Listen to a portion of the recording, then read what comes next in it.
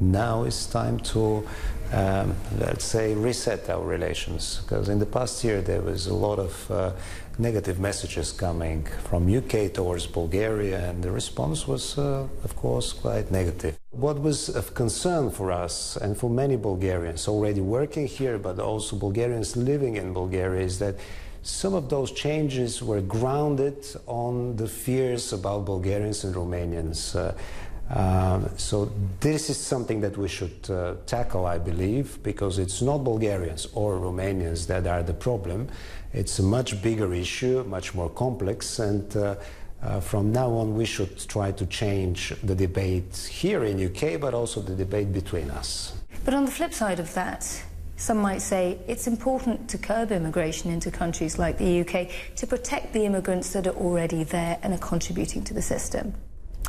Well, I would say that UK companies have published 1.2 million vacancies in the European-wide system, which means that UK companies expect maybe 1.2 million people from now on to, maybe some of them will be UK citizens, but in principle they expect 1.2 million people to receive jobs in the UK. Which means that there is no matter of protection here, there is no need for fears. It is an open and flexible market, it should be. From that point of view, if somebody is needed here, should be able to come and take up responsibility. Do you know how many Bulgarians have actually entered the UK asking for work since January the 1st? And do you also know what the sentiment is like back home in Bulgaria? Because presumably, as you alluded to before, the messages coming from the UK are not particularly welcoming. I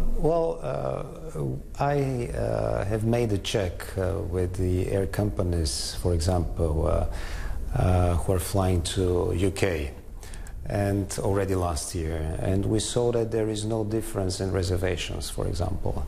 So we do not have the statistics, but there is, in principle, nothing is changing in the number of people that are leaving Bulgaria towards UK, for example. As regards the number of Bulgarians who are already in the UK, we do not have precise statistics, but they're around 57,000, as we understand.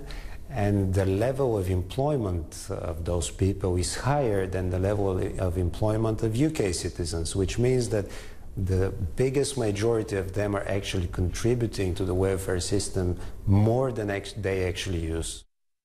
And this debate rages on in the UK. In the meantime, what we've seen is the Office for Budget Responsibility, which is the government's own fact-checkers to see whether their economic policy will actually have the desired effects. They've also been saying that without immigration into the UK, it will take longer to bring that deficit down.